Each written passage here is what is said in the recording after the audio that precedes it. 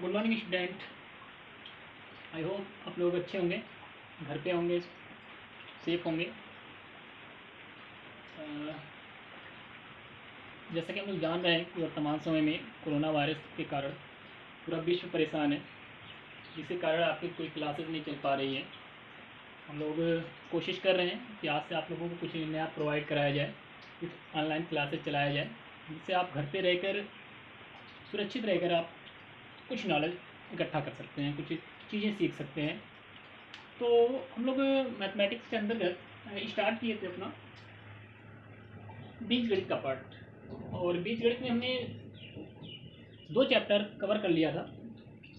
एक बहुपद पॉलिनोमियल, और दूसरा हमने कवर किया था एक चर में रैखिक समीकरण, लीनियर इक्वेशन इन 1 वेरिएबल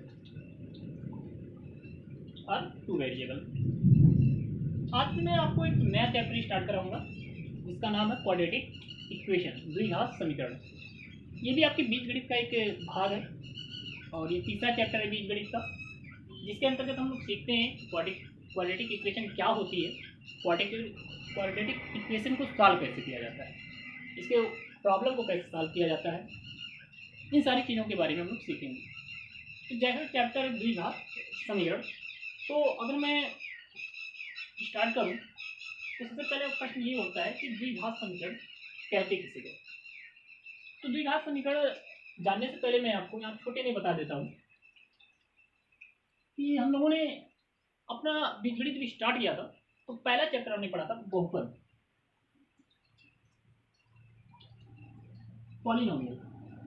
और पॉलिनोमियल में हमने देखा था बहुत सारे बहुपद के बारे में पढ़ा था, रैखिक बहुपद, द्विघात बहुपद, त्रिघात बहुपद, चतुर्थघात बहुपद, और उनको कैसे सॉल्व किया जाता है ये सीखा था। तो लेट सपोज दैट आपके पास कोई बहुपद हो P of x, polynomial of in variable x. अगर आपके पास कोई बहुपद है तो अगर इसी बहुपद को हम लोग 0 की इक्वल कर देते हैं तो स्टूडेंट्स ये अपने आप में एक समीकरण बन जाता है। यानी अगर आपके पास कोई भी द्विघात बहुपद हो या त्रिघात बहुपद हो, चतुर्थघात बहुपद हो, या केवल कोई बहुपद हो, रैखिक बहुपद ही हो, अगर उसमें हम लोग इक्वल 0 कर दें तो अपने आप में क्या कहलाता है, समीकरण कहलाता है। अब अगर वो रैखिक बहुपद होगा तो रैखिक समीकरण कहलाएगा, द्विघात बहुपद होगा तो द्विघात समीकरण कहलाएगा, त्रिघात बहुपद होगा तो त्रिघात समीकरण कहलाएगा। तो बेसिकली हमें जो यहाँ पे डिफाइन करना है वो द्विघात समीकरण को डिफाइन करना है। तो हम लोग बोल सकते हैं यदि px एक द्विघात व्यंजक है तो px = 0 एक द्विघात समीकरण कहलाता है। यानी अगर आपके पास कोई भी पॉलिनोमियल हो p ऑफ x चर में, अगर ये द्विघात बहुपद है, द्विघात व्यंजक है, तो इसको जैसे हम लोग 0 की इक्वल करेंगे ये अपने आप में एक द्विघात समीकरण बन जाएगा। यानी जो आपका द्विघात समीकरण होता है उसमें बेसिकली एक द्विघात बहुपद ही होता है। बस अंतर ये होता है बहुपद और समीकरण में कि बहुपद में आपका केवल px होता है और समीकरण में इक्वल 0 हो जाता है।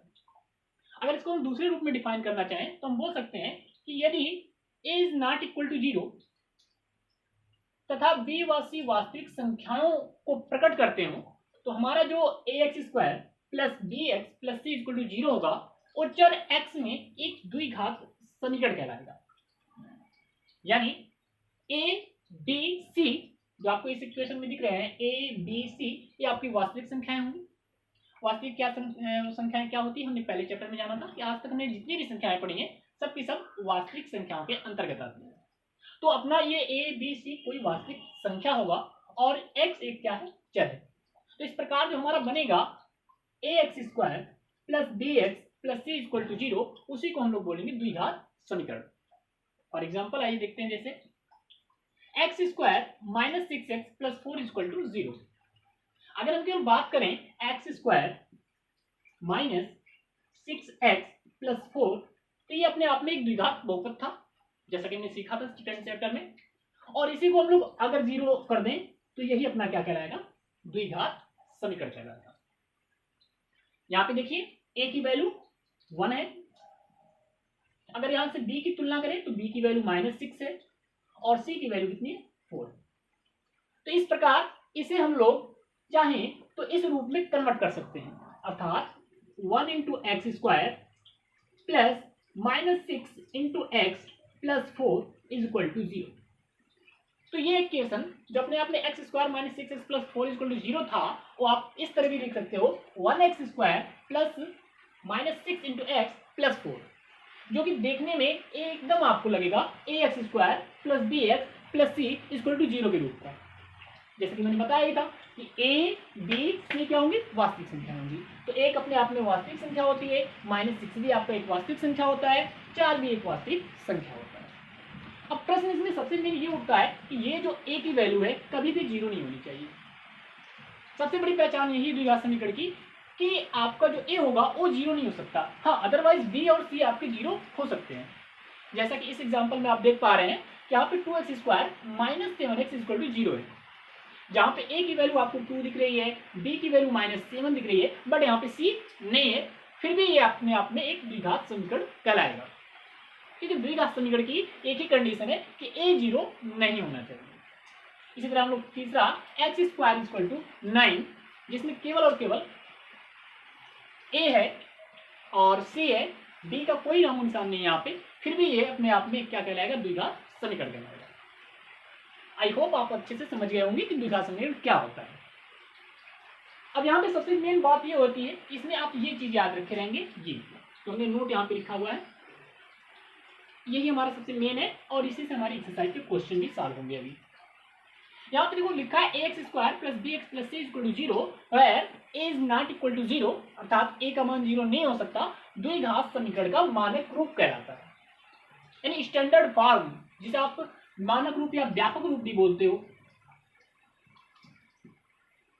तो ये अपने आप में क्या कहलाता है, व्यापक रूप कहलाता है, किसका, द्विघात समीकरण का। यानी जितने भी द्विघात समीकरण होंगे सब के सब आपके ax square plus bx plus c equal to 0 के रूप में होंगे, जहां a का मान कभी भी 0 नहीं हो सकता। आइए आगे चलते हैं। अगला हेडिंग हमारा द्विघात समीकरण के मूल। तो द्विघात समीकरण के मूल को समझने से पहले हम थोड़ा चलते हैं पीछे अपने अध्याय नंबर 2 में, जहां हमने पढ़ा था बहुपद के बारे में। तो बहुपद में जो होता था, आपके पास जो एक बहुपद मिलता था px, इसमें आप कोई जो वैल्यू रखते थे x की, और इस px का मान, यानी अगर आपने अल्फा वैल्यू रखी तो अल्फा रखने पे p अल्फा का मान अगर 0 आ जाता था, सपोज दैट यहाँ पे आपने x बराबर क्या रखा, अल्फा, तो जब x बराबर अल्फा रखने पर आपका p अल्फा इक्वल टू 0 आता था, तो अपने आप में अल्फा बहुपद का एक शून्य कहलाता था। क्या कहलाता था, बहुपद का एक शून्य कहलाता था।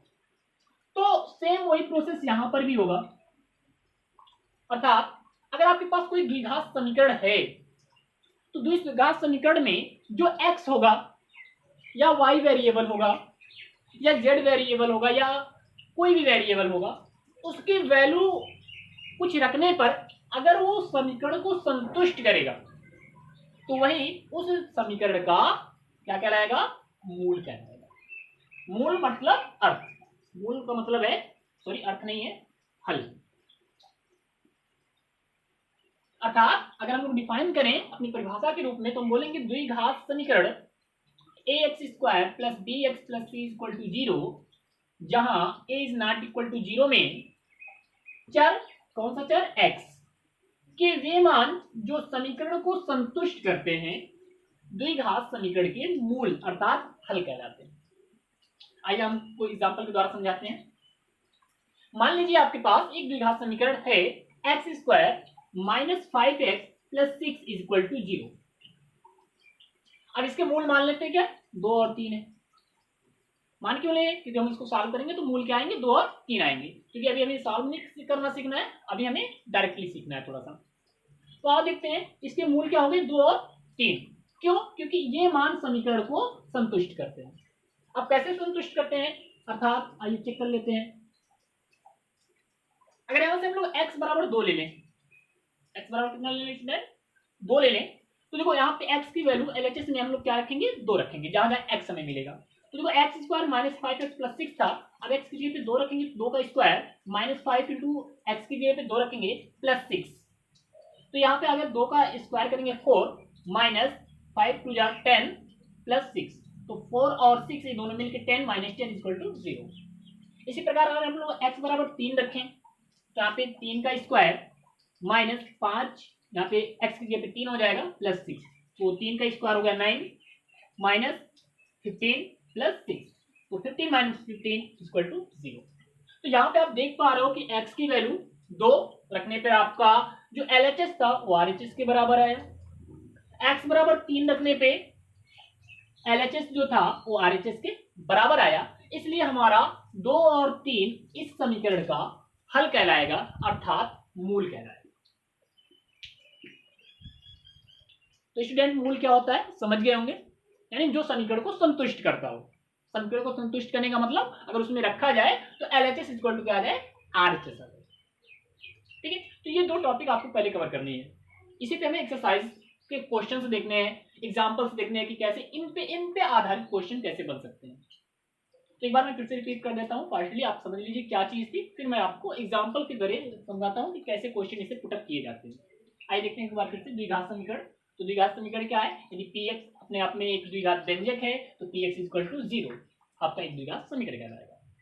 अर्थात यदि a is not equal to 0 तथा b और c वास्तविक संख्याओं को प्रकट करते हो तो ax square plus bx plus c equal to 0 चर x में क्या कहलाता है, द्विघात समीकरण कहलाता है। फॉर एग्जांपल आप बोल सकते हो x square minus 6x plus 4 equal to 0, 2x square minus 7x equal to 0, x square equal to 9 etc। बहुत सारे ऐसे बोल सकते हैं।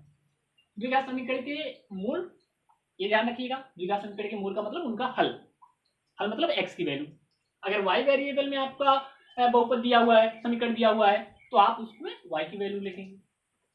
इसी प्रकार z में अगर दिया रहेगा तो z में दिया रहेगा, क्योंकि आपसे क्या करता है ना, बेसिकली स्टूडेंट पढ़ता है ax square plus bx plus c equal to 0 और अचानक वो दे देगा y square minus 4x plus 6 equal to 0, तो आपको कंफ्यूज नहीं होना है। सॉरी, यहाँ पे x नहीं y, तो आपको यहाँ पे कंफ्यूज नहीं होना है, चाहे वेरिएबल आपका x रहे या y रहे, प्रोसेस वही रहेगा। तो आई होप आप दोनों चीजों को समझ लिए होंगे।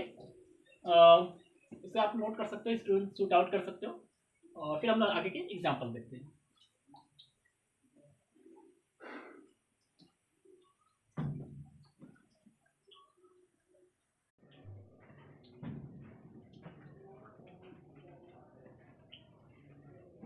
हाँ तो स्टूडेंट देखिए, पहले टाइप का एग्जांपल जिसमें में कहा गया है निम्न में से कौन सी समीकरण द्विघात समीकरण है। यानी पहला जो क्वेश्चन अभी तक हमने जो स्टडी की उसके ऊपर पहले टाइप का क्वेश्चन बनता है कि निम्न में से देखिए कौन कौन से द्विघात समीकरण हैं। तो ऐसे क्वेश्चनों को सॉल्व करने के लिए आपको देखना पड़ेगा कि जो आपको इक्वेशन दिए गए हैं वो x square plus d x plus c equal to 0 है, a is not equal to 0 के रूप में हो सकते हैं कि नहीं हो सकते। अगर आपके इक्वेशन इस रूप में होते हैं तो अपने आप में क्या कहलाएंगे, द्विघात समीकरण कहलाएंगे, द्विघात समीकरण। अब आपको कुछ क्वेश्चंस में डायरेक्टली देखने को मिल जाएगा कि वो x square plus b x plus c equal to 0 के रूप में दिख जाएंगे। कुछ क्वेश्चंस में आपको उनको सॉल्व करना पड़ेगा, सॉल्व करके देखना पड़ेगा कि वो द्विघात समीकरण है कि नहीं है। तो आओ देखते हैं कैसे आप इन क्वेश्चनों को कर सकते हैं। तो आइए देखते हैं पहला क्वेश्चन सॉल्यूशन। तो स्टूडेंट यहाँ पे देखो क्या दिया हुआ है, x square minus 6x plus 4 is equal to 0। तो हम लोग इसको कोशिश करेंगे a x square plus b x plus c equal to 0 के रूप में करने के लिए, a is not equal to 0। तो ऑफ करते हैं, तो देखो इसको लिख सकते हो स्टूडेंट आप 1 इंटू एक्स स्क्वायर और फिर प्लस लिख सकते हो, इस माइनस को लिख सकते हो ब्रैकेट के अंदर minus 6 into x plus 4 is equal to 0। तो आप समझ गए होंगे 1x square plus minus 6 into x plus 4 is equal to 0। तो चूंकि उपरोक्त समीकरण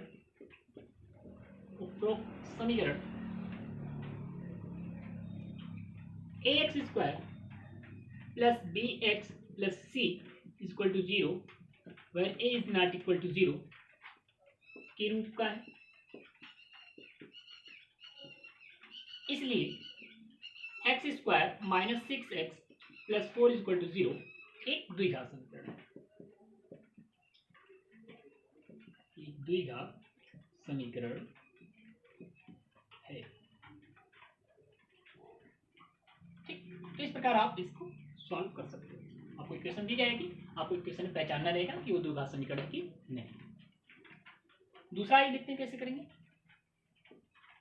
दूसरा इक्वेशन में दिया है 2x square minus 7x equal to 0 और इसको करते हैं इस रूप में, तो 2 इंटू लिख सकते हैं क्या हम लोग एक्स स्क्वायर, माइनस को प्लस बनाइए, माइनस को अंदर रखिए माइनस 7 इंटू एक्स। अब देखिए यहाँ पे c की वैल्यू नहीं है तो आप चाहो तो प्लस 0 इक्वल टू 0 लिख सकते हो। हमने आपको बताया था a 0 नहीं होना चाहिए, बाकी कुछ 0 हो सकते हैं।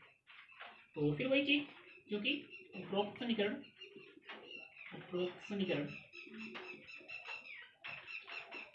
ax square plus bx plus c equal to 0 where a is not equal to 0 की रूप का है। इसलिए x square 2x square minus 7x equal to 0 एक द्विघात समीकरण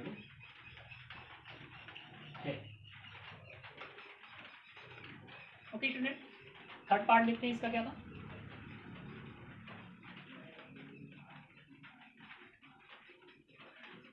थर्ड पार्ट में आपको दे रखा है x plus 3/x is equal to x square. तो इसको सॉल्व करेंगे।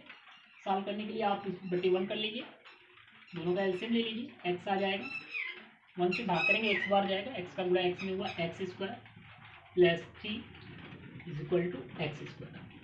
क्रॉस मल्टीपल कर दीजिए, आ जाएगा x square plus 3 is equal to x cube. और अगर इसको इस तरफ लेकर आएंगे तो minus x cube plus x square plus 3 equal to 0। तो भाई स्टूडेंट्स यहाँ पे 3 की घात आ चुकी है और 2 घात होने के लिए तो 2 ही की घात होनी चाहिए, तो आप डायरेक्ट ले सकते हैं, क्योंकि उपरोक्त समीकरण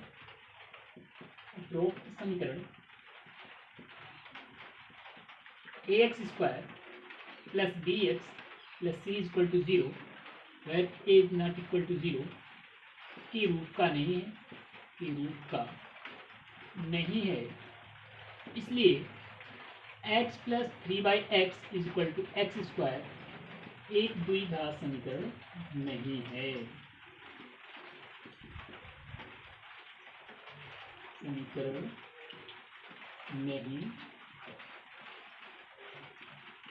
ओके स्टूडेंट्स, लास्ट पार्ट इसका देखते हैं क्या था।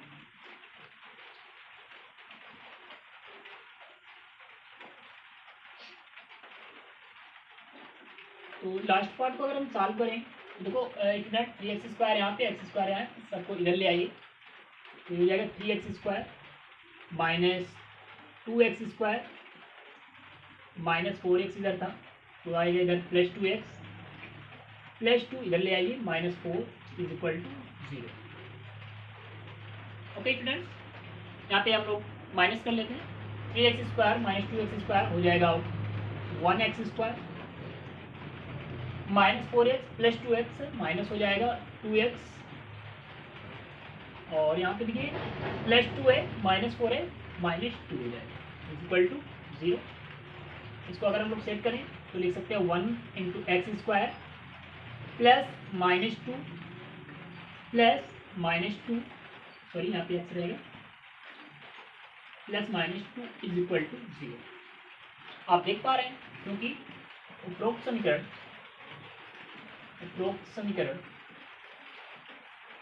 ax square plus bx plus c equal to 0 के रूप का है। इसलिए आपकी इक्वेशन है क्या, इक्वेशन की 3x square minus 4x plus 2 is equal to 2x square, मैं नीचे लिख देता हूँ माइनस 2x प्लस 4 एक द्विघात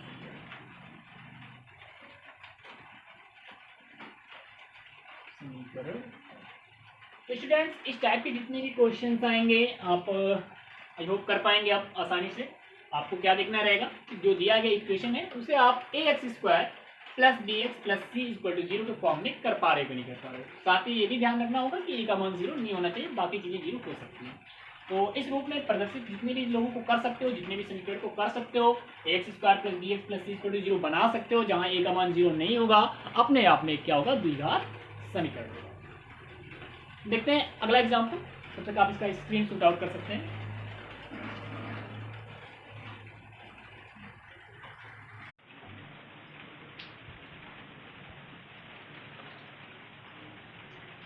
तो स्टूडेंट सेकंड टाइप का जो क्वेश्चन होगा वो इस प्रकार का होगा।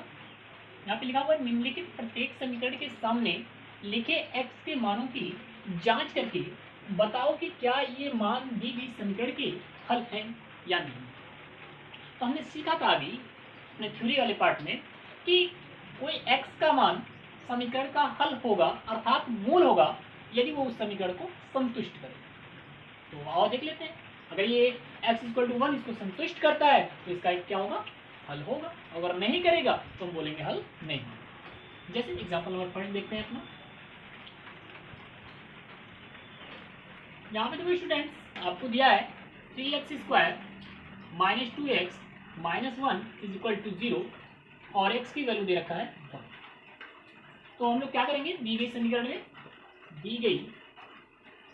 में जो x की वैल्यू है x इक्वल टू 1 रखने पर आइए रख के देखते हैं LHS क्या होता है इसका। LHS मतलब बायां पक्ष, लेफ्ट हैंड साइड। तो 3x square minus 2x minus 1 है, तो इसमें आप पुटअप करो x की वैल्यू 1 हो जाएगा 3 इंटू 1 का square minus 2 into 1 minus 1। Solve करेंगे इसको स्टूडेंट, 3 इंटू 1 का स्क्वायर 1 ही होता है, माइनस 2 इंटू 1 माइनस 1, तो ये 3 1 जा 3 हो जाएगा, माइनस 2 1 जा 2 हो जाएगा और माइनस 1। तो स्टूडेंट 3 माइनस 2 और माइनस 1 माइनस 3 हो जाएगा, 3 minus 3 equal to 0, that means RHS। हमारा RHS कितना था बाबू, 0 था। तो x की वैल्यू रखने पे ये LHS इक्वल टू क्या आ रहा है, RHS आ रहा है। इसलिए बोलेंगे x इक्वल टू 1 समीकरण, या आप बोल सकते हो द्विघात समीकरण कौन सा, 3x square minus 2x minus 1 equal to 0 का क्या होगा, हल का हल।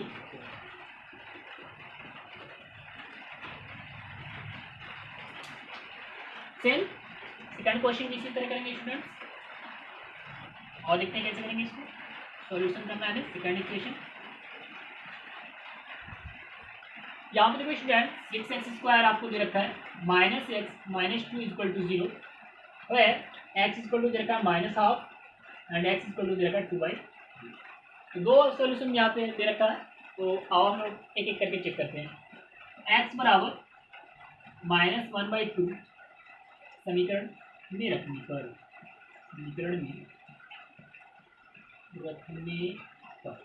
आइए रख देते हैं, LHS ले लो समीकरण का। तो 6x square minus x minus 2 था आपके पास, x की वैल्यू क्या रखनी है आपको, माइनस 1/2 रखनी है। आइए रखते हैं, तो 6 इंटू माइनस 1/2 का स्क्वायर माइनस 1/2 माइनस 2 आपके पास। सॉल्व करते हैं इसको, देखिए स्टूडेंट 6 माइनस का स्क्वायर प्लस हो जाएगा, 1 का स्क्वायर 1, 2 का करेंगे तो 4 आ जाएगा, और ये माइनस माइनस प्लस हो जाएगा यहाँ पे, और ये 1/2 आ जाएगा यहाँ से, और माइनस 2। आगे सॉल्व करते हैं इस चीज़ को, तो देखिए ये काट सकते हैं, 2 3 6 2 3 4 हो जाएगा 3/2 प्लस 1/2 माइनस 2।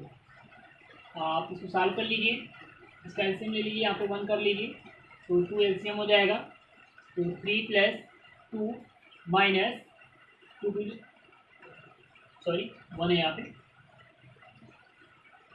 और 1 से बाहर करेंगे 2 बार जाएगा तो 2 3 4 हो जाएगा, तो 4 माइनस 4/2 दैट मीन्स 0/2 1। तो इसलिए x बराबर माइनस 1/2 समीकरण का हल है, समीकरण का हल। ओके फ्रेंड्स, इस तरह आप दूसरा भी चेक कर सकते हैं जहाँ पे आपको बोला गया है x की वैल्यू कितनी 2/3, तो x इक्वल टू 2/3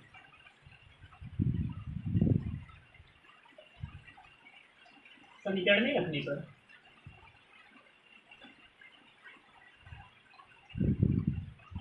तो आइए रख देते हैं, LHS इसका ले लेते हैं।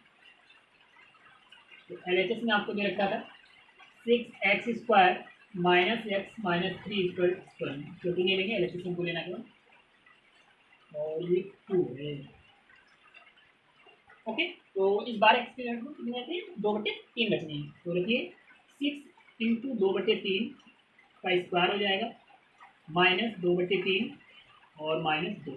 तो ये देखिए 6 इंटू 2 का स्क्वायर करेंगे 4 हो जाएगा, 3 का स्क्वायर कितना आ जाएगा 9, माइनस 2/3 माइनस 2, और इसको आप काट सकते हैं 3 से 3 का 9, सॉरी 3 गुना 6, 3 का 9, सॉल्व कर लीजिए इस चीज़ को। तो 4 गुना 8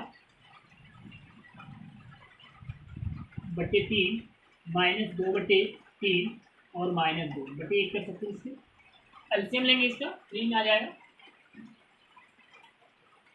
तो 8 माइनस 2 और ये 1 से भाग करेंगे 3 बार जाएगा, तो 3 बार 6 हो जाएगा। तो इसमें कि 8 माइनस 8/3 आ जाएगा, दैट मीन्स 0/3, दैट मीन्स 0। इसलिए x इक्वल टू 2/3 भी समीकरण का हल है। समीकरण का हल। तो इस प्रकार स्टूडेंट्स हम लोग अपने दो टाइप के क्वेश्चन सॉल्व कर पाए। पहले टाइप का क्वेश्चन था जिसमें आपको पहचानना होता है कि द्विघात समीकरण है कि नहीं है, और सेकंड टाइप के क्वेश्चन में ये होता है कि आप जांच कीजिए कि जो मान दिया गया है वो समीकरण का हल है कि नहीं है। आई होप आपने दोनों को अच्छी तरीके से समझा होगा। अब मैं आपको कुछ वर्क दूंगा इन दोनों टाइप के क्वेश्चन से, जिसे आप लगाएंगे, ठीक है। तो इसका स्क्रीन शॉट आउट कर लीजिए, उसके बाद मैं आपको होमवर्क देता हूँ।